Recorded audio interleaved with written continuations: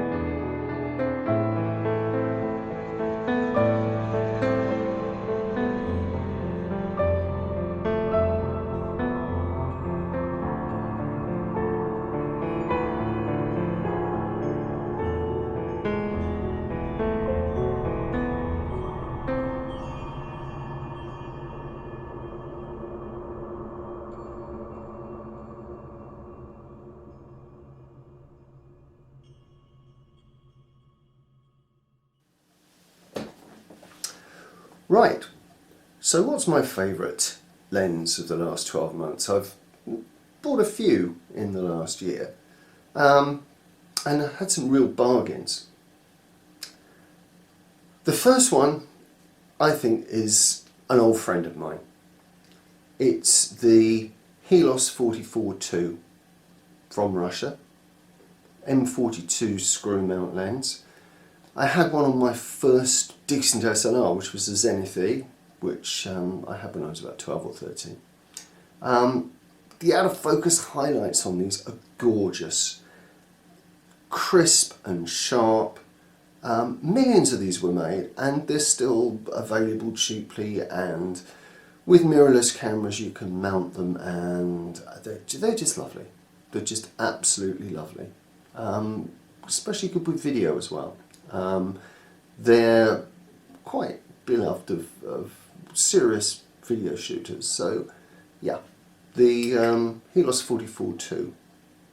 Another Russian lens comes into my top bargains and top picks. It's the little Fed 50mm collapsible.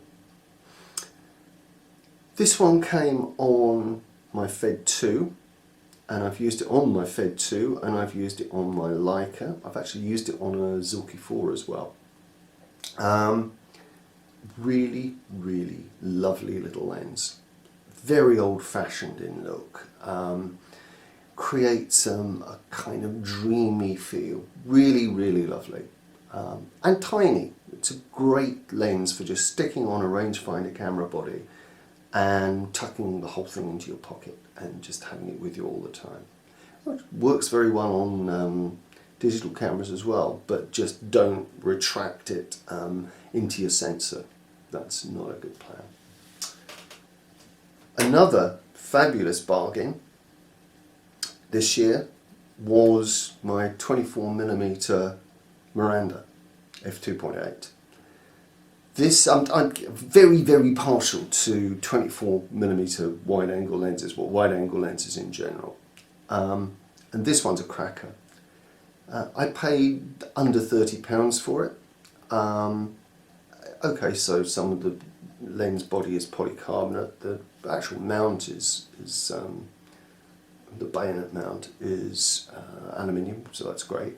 But it's a cracking lens. It's really lovely. The colour transmission's beautiful. Highly recommended. So, to my top spot. Well, I picked this brute. This, to give it its full name, is the Sigma YS 100mm f2.8 macro. That's quite a mouthful. It's quite a lens. It's heavy as lead, and it's huge. It's 100mm, that's all. 100mm, but look at the size of it. It's massive. It's about the same size as many 300mm or even 400mm lenses. It's a big old handful. And it's absolutely hopeless as a macro lens. Yep, it doesn't fulfill its main promise. This was produced in the 70s when I think Sigma were still getting their act together, and it doesn't produce sharp results in the macro region. It gives halated highlights and generally just doesn't look good. But this is a fabulous art lens for portraits, for nature photographs, close up but not macro. The bokeh in this is, if anything, better than that of the Helios 44, and that is high praise indeed. This is a cracking lens. It's not for everybody. There aren't that many of them about, as far as I know, but it's something special, and I'm looking forward to using it much more in the next year. I'll have to take some weight training to cope with it, I think, but yeah. Well, if you've liked what you've seen, please hit the like button. And if you want to see more, consider subscribing. And I'm going to say a hi to Ellie, my granddaughter, who appears to be my biggest fan, and give her a little wave. And I will see you all again very soon. You take care. Bye.